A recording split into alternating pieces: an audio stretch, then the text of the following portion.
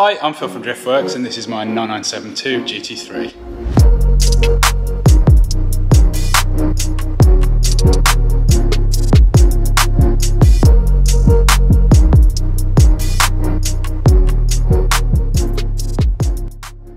So in the last episode you saw me fail at fitting wheels that basically don't fit the standard car, and yeah, I've been struggling for time a little bit recently. I have finally got the car on the 4-post ramp and the 964 off, which has been weeks, literally weeks. So yeah, car's on, but I am really struggling for time. The edits on these videos take probably 10 times as long as people think, and I do have quite a lot going on in the rest of my life at the moment. So I'm going to do something brave. I'm going to let my paid mechanic friend I can snap it. who is here as my mechanic, that's what I employ him for. I'm going to let him mechanic my GT3. He's five hands already. Yeah. So have you done centerlocks before? No. Okay. Only TSWs. Oh yeah, real ones. Yeah, these are less real, so these are very, these actually hold the wheel, very finicky, yeah. So yeah, I am going to leave you in the capable hands of Jay, capable or otherwise. Yeah, you got to do some little bits. I'm going to quickly explain what we're going to do. So just to remind you, the wheels, the Strut forged monoblock wheels that I've got, that I previously had on this car 6 years ago, don't fit with the standard alignment. So I need more camber at the front, and also ride heights. It's nearly there, it's not quite. I love it. Yeah, you like the ride height, yeah? I think it's perfect. Yeah, the front's not too bad. The rear is not ideal, and the problem is you need to have rake on a Porsche for it to work properly. So they're both going to come down a little bit, but they are adjustable. Cool. You'll be glad to hear. Yeah. I also found out, I think I mentioned that it was super understeery, like way more understeer than I remembered from when I used to have this car. And I was wondering whether that was just to do with the camber, just to do with the fact that it's got Cup 1 tyres on it, which is possibly very old now. But I've just had a quick nose underneath the car, and I've just spotted that the anti-roll bar settings are, for as far as I understand, as far as I used to have the car, completely backwards. So it's got the front set to completely stiff, like full hard front anti-roll bar, and one off from full soft at the back, which is, to my knowledge, not how you set it up, or not how I set it up before. So that would potentially explain the really catastrophic low speed understeer that makes me not enjoy the car as much as I remembered it. You're the only person that moans about the handling of a GT3. Well, that's not, I don't know whether that's some like special trick, or whether there's, if you do that, there's a special driving style or something, but for me it feels like crap. So we're going to change I'm going to change it back to my settings on the anti-roll bar. Like I say, camber in at the front, so we're going to hopefully get to about 3 degrees front camber, which I'm hoping to, you can't see it, but I'm hoping to just spin the top mounts around. I'd forgotten about GT3 top mounts. They basically have, there's 3 bolts, but there's 6 bolt holes, and you can basically take the studs out, spin the top mount round, the second rotate it round, so yeah, it's further inboard. Okay. So that's going to be kind of job 1. Toe will need setting, obviously. Yeah, I guess I'll just tell you what to do, and you can get stuck in and kind of show people a little bit as you go along. We'll learn together. It's how you learn together. That's what we're about here. Yeah, Jay's going to be on the phone to me a fair bit for this one, I think. I might just do it. And you'll come back and see what it's like. Okay. Yeah. So Jay's just found the most important tool that I made. Tool. Yeah, I made this 6 years ago, 7 years ago, and it says GT3 brakes. It was a very delicate and precise engineering exercise. The issue is that with the centerlocks, you have to take the weight off the wheel first. You have to jack the car up before you can start undoing anything, and then obviously you've got no way of stopping the wheel turning round. So I made the piece of wood just to wedge between the brake pedal and the seat. Watch that jack handle on the door as well. Yeah. It's making me nervous watching already. I'm nervous myself. This one's like a real car. Yeah. I need to just go away, really, don't I? No, because I don't know what I'm doing. 100% on that pad properly. Well, I thought it was. Oh, you've questioned it. Yeah, you were. Okay, good. We're not. We do need a better ramp, don't we? That's... We need one built-in lift. Yeah. If anyone knows of a very good, like a proper high-quality four-post lift that's not, you know, many thousands of pounds, I would be interested. Ideally, would have the alignment gear set into it like this as well. Okie dokie. But yeah, something that's a proper brand. And then we can just use this to park cars on. We need some more of that now. Yeah. So that's off. Basically, you want to. Press the brake. Is it going against the seat? So precision tool.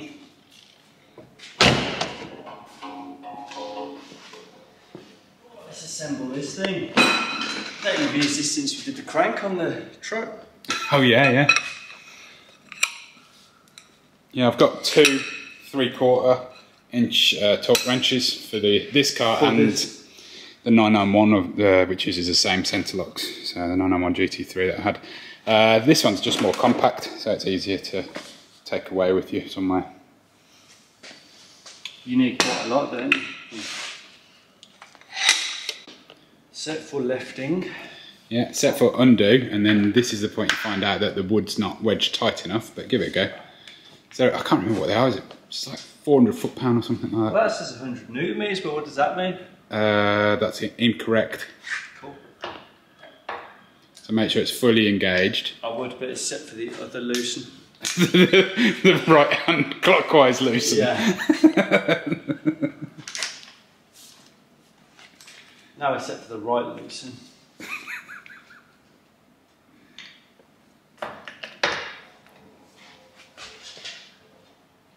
Don't let me nut the car. That's tight, that is. Yeah, very tight, yeah. You lost too much weight, Jay. I need more pizzas. Yeah. You're going. Move, but there you go. there he is. So yeah, good amount of torque on these. Good tool that you made though, eh? Yeah. Good to hold that amount of torquings. So I presume I can just whiz this off now. You need to keep the special socket in it. Does it have a I'll just lock in quickly the show up for people what it does. It's basically this here, the tool here, just disengages off the splines here.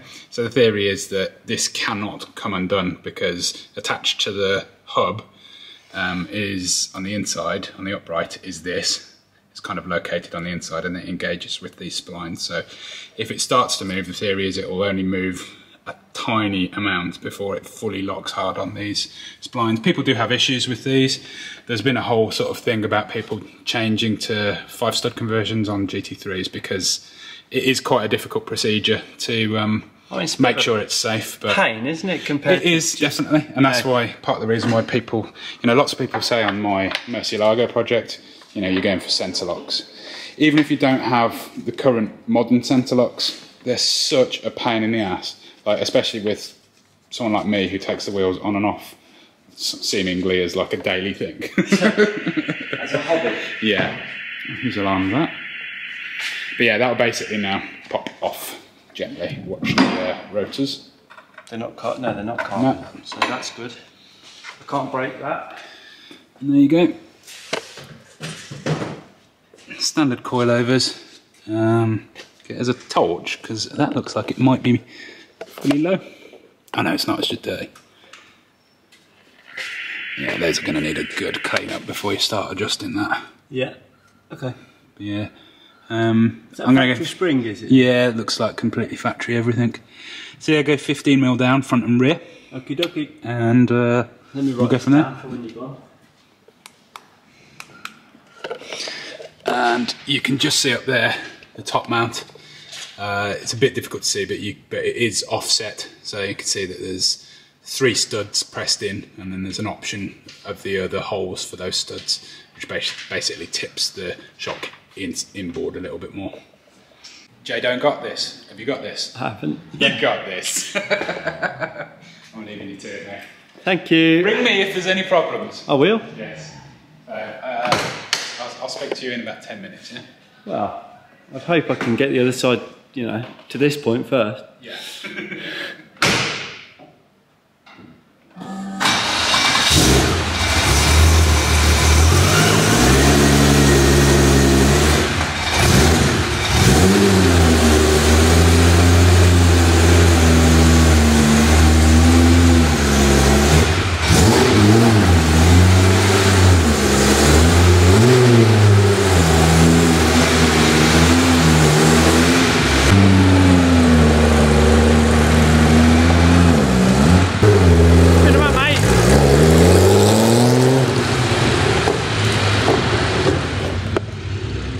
Me and you then, boys and girls. Right then, so first thing I've nervously done is remove the top mount. Nothing special here, just the same as any old coilover kit on any old car in the whole world. Yeah, as you can see, if I spin those, or if I press those bolts out and put them in the other holes, we'll have more camber. So I'll get on with that, hopefully without breaking anything. Well, so far so good. 2 of them have pushed out and gone in quite nicely, so let's show you that I wasn't just hammering them out in the car.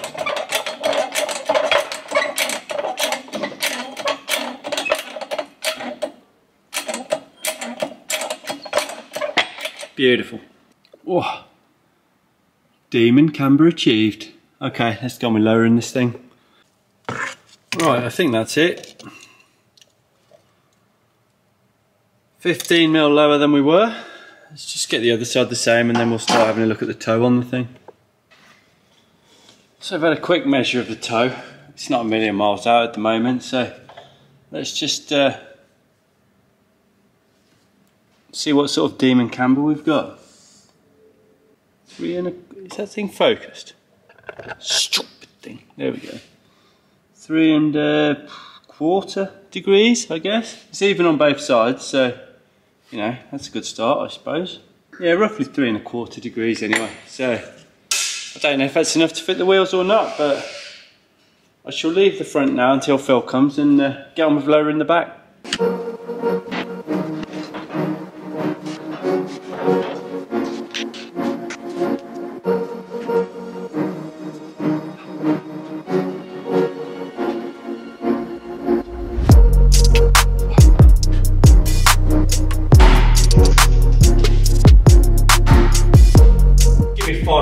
Any day.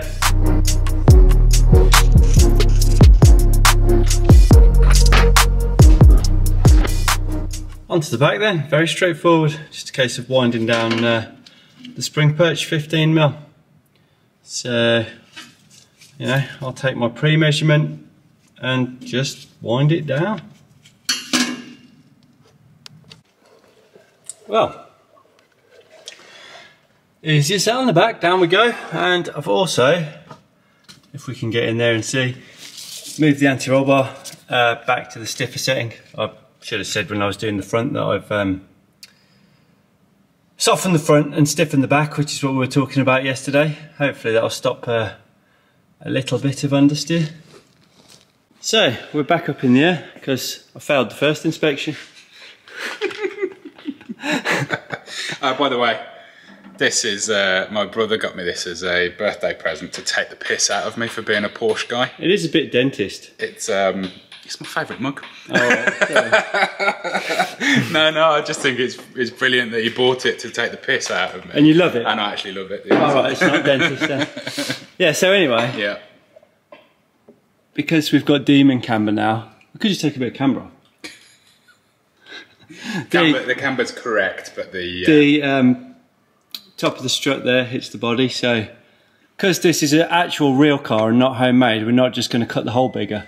Because you know that's what we do on everything else. But because this is a real one, we will put a spacer on the strut, I think. Yeah, I might have to we're just going to measure it up, but I might have to just make something quickly on the lathe. I don't want it loads, because by spacing that down, you're obviously increasing the ride height, so you're going to have to lower it on the spring perch again to get it down to where it is. And every time you're doing that, lowering it on the spring perch, you're increasing the chance of it hitting the bump stop. So I want it to handle. I don't want, I want it to look right. I want it to drive better though. But yeah, it's looking really good. The camber's perfect on it by the looks of it. It looks like the wheels are going to fit just with a quick tape measurement against the tyre sidewall there. It looks like I've got enough room to put the Strut monoblock wheels on. Right, well let's which is the whole point basically. Yeah, that's the only reason we're doing this, isn't it? So yeah, let's drop this down then and see what we end up with. No fear. Right, just fitted the sensor for you. Yeah. And now you're not going to snap it in half. Valve snappers coming, yeah. I don't think I've ever broke one of yours. Yeah, you have. Have I? Was it you that broke? No, it might have been somebody else. Marks. Did you? Yeah. I have had, somebody broke my M2 ones. That wasn't me. No. What's going to be those? They get through at the dealer. Snap, oh dear! You've got to keep a few on the shelf, haven't you? Yeah. I'm going to film you as well, watch the pure stress. Yeah. So these are Pilot Sport 4S, which supersedes the Super Sport. Okay, so and apparently doesn't have the tramliney issues and is amazing in the wet, and I just thought it'd be a much more suitable road tyre than just fitting Cut 2s, because I do just seem to be doing more sort of B-road stuff in this car. Yeah. Just having a nice time in it basically. And yeah, the Cup 1s were just miserable. Told you not to film. Have you lubed her up, mate? Yeah, I have. Do you want to lube the wheel as well? You're gonna have to. It's more the fact they've got an angle on it to try and clear your stupid valve. Yeah. You can lube the head of the entire machine as well.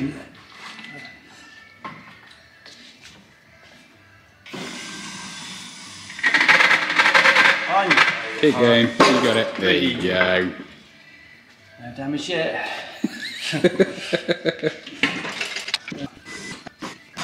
You don't need that. That's for only for taking them off. Okay, no problem then. I thought that. Yeah, it's just so when you drop the tyre lever off the head of the tyre machine, it doesn't clack onto the wheel. Because the head of this is plastic anyway. It can't, unless it's been like properly chewed up and got all stabby, it can't do much in the way of damage. The fishy. The fishy. That's what your son called it forever, wasn't it? Still does, he says see the fishy. We were so confused what a fishy was. Yeah, kept pointing at Craig's time machine and this one saying see the fishy. What's that? What was the idea? That the head of it looked like a fish? It's got a mouth and two eyes like a fishy. Yeah, like a blob fishy. Yeah. Yeah, got see the fishy. Good old Rex. Yeah.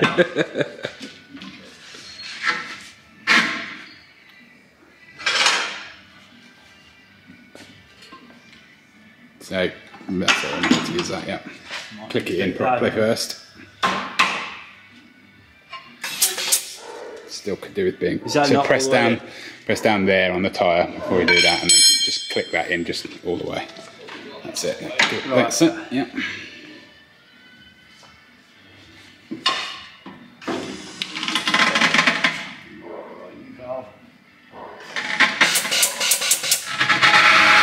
Oh, wheels moving. Yeah, so I was just worried that it was going to put the pinch on there.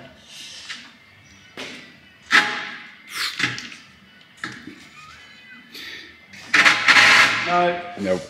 You need to load more lube around the top bead of this. Right, okay. Basically. Cars. You know, how many tyres have we just changed? You just smash them on, don't you? Yeah. And they've got a death valve, and it's got to be the last point. It's got to, well, be close to the start, hasn't it, I suppose? Yeah. You just pop that down again. Yeah. Into there. And then you don't need that. You shouldn't need that unless something goes wrong. Okay. Needs a bit of extra pressure, maybe. Spin it up, mate. So yeah, keep going now. Yeah, it's all right. It might go. Oh no. Bad. I'm making this look so hot. Oh no. Shall I put the camera down? Yeah, go put that away. No matter so much trouble fitting this tyre. It's only because the camera's here, and obviously because you're doing Porsche wheels. Yeah.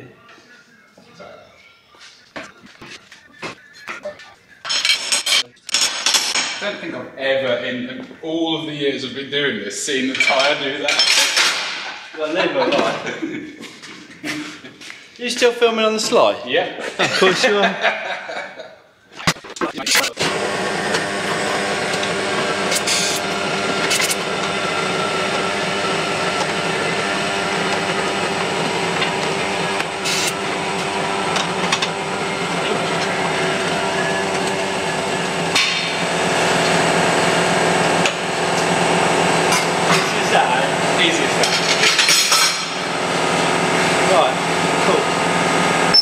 Some wind in it.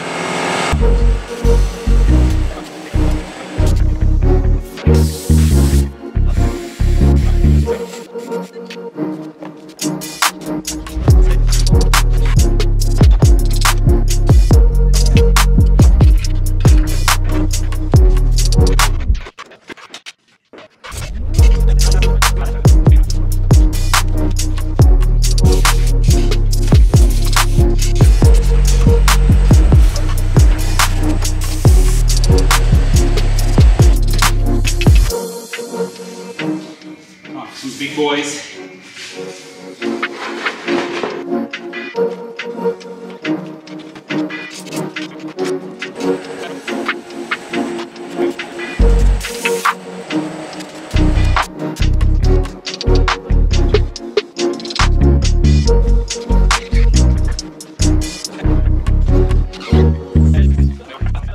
Okay, one hub and new wheel, lubed up with good old Optimal paste, and then got my old blue centerlocks as well, the centerlock nuts.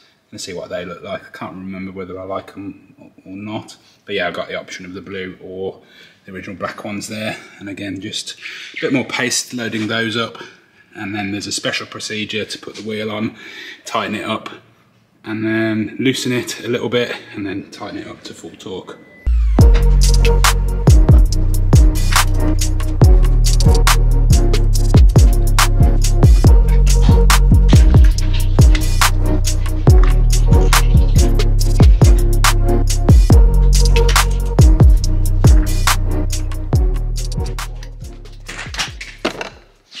And then all you've got to do is simply double check that this is engaged on the splines. So see how that works there.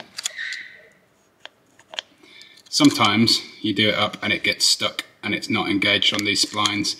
And that, I believe, is why some people have had issues in the past. I don't think that there is any way for this wheel to come undone more than, you know, a fraction of a millimetre, as long as these splines are engaged properly.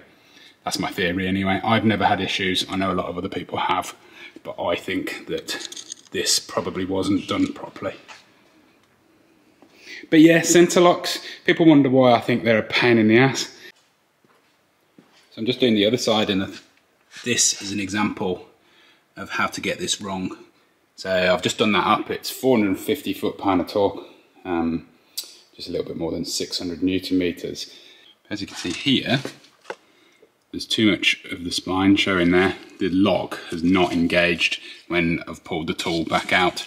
So it's sprung, and it should pop this way onto those splines, and it hasn't. So I just used an extension bar which happens to fit in the hex, bizarrely, and then you can just twist it.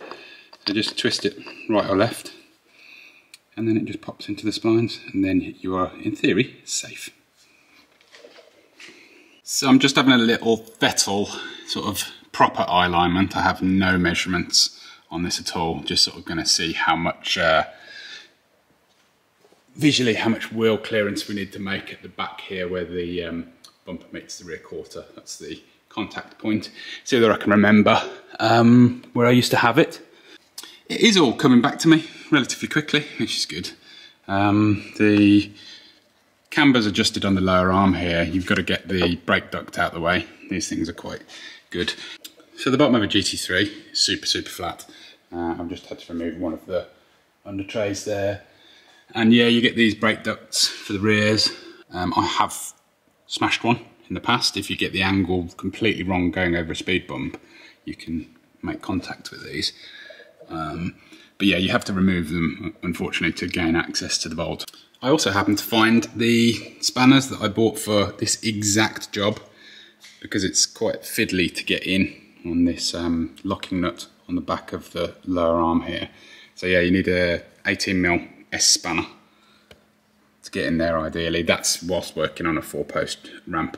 On a 2-poster you have a bit more access, but yeah, it's all coming back to me relatively quickly, and I can't remember exactly, but I think I was aiming for rear camber of about 2.75 degrees or something like that. Anyway, I need to get it on the floor again and have a look at wheel clearance, but yeah, looking good. Front's looking pretty good there, and I think his tyres are a bit ugly and bulgy with the rim protector, but you know, so what. I think I'm chasing roughly about 3 degrees camber at the front. I might even have my settings written down somewhere from way back in the day. I should probably take a look, but yeah, sort of 3 degrees front and just ever so slightly less than that at the rear will probably be good.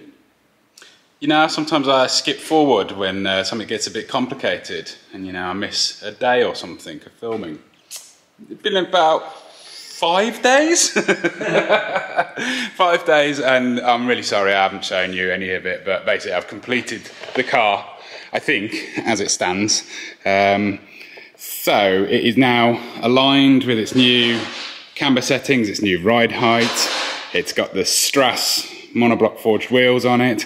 It's got my blue centerlocks that I made on it, which I'm not 100% sure about, but what it has got, which I do love, is something that Jay's just made for me, and that is some nice new badges, because they were really tired grey badges and it just really didn't look right. So yeah, as I say, the contrast of the blue against the other blue, yeah, it's a bit clashy, but I think it looks pretty cool. I'll see how I get on after a couple of days of looking at it there. But yes, very happy with it. We just have to see whether it gets off the ramp and give it a drive, I guess. Nothing rubs, I guess. Yeah, nothing's gonna rub. Please don't rub. It's such a nightmare taking these bloody wheels off. It's the worst plan ever, isn't it? Oh God, they're absolutely atrocious. Cool, but atrocious. So what's the benefit? Cool. Oh, okay. No right, benefit. so I guess the benefit is that you probably have to go to a main steeler to have any work done if you're a normo. If you don't fancy having a gigantic 7-foot torque wrench. Yeah, on the Apple game, are they Porsche? Yeah, that's it, yeah. Yeah, I guess just drive it out and see whether anything rubs, and then if it doesn't, I'll take it home. Call it done? Yeah, see whether it stopped that understeer. That was the main goal. Oh yeah. Yeah. I'm sure it was.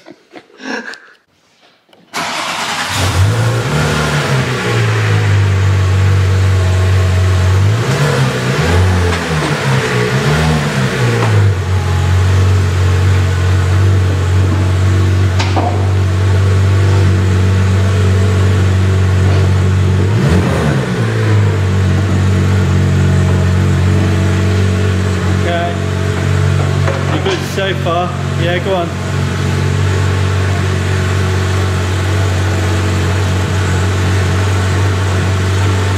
Yeah, you're committed now.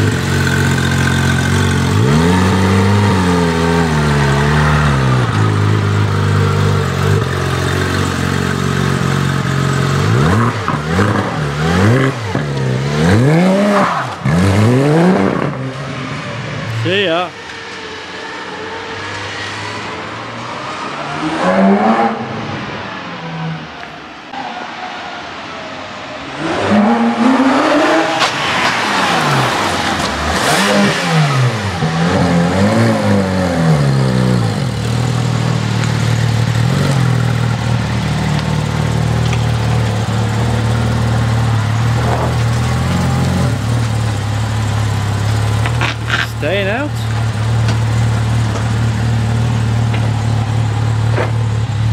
So is it staying out? I think so. Yeah, gave the splitter a little tickle there. Yeah, splitter's nice and bendy, luckily. Yeah. Good.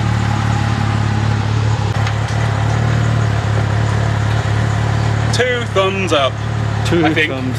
as much as you can tell by driving around the grotty industrial estate. Yeah, Tisley short course test. Yeah, but yeah, I'll drive it home now, and yeah, fingers crossed, doesn't need any tweaks. But yeah, thanks very much for watching. Please give us a like if you did like the video. As always, my personal Instagram is philmorrisondw. We've got @driftworks as well. And yeah, see you next time. Cheers. Cheers! I'm watching too much Snoop. At Driftworks, we've helped over 50,000 happy customers since 2004. Our huge online parts store is simple to use, with superb shipping rates to anywhere in the world, and finance options available for UK customers. We live and breathe wheel fitment, so if you have any questions about your own car or any of our products before placing an order, please drop us an email at shop@driftworks.com or give us a call.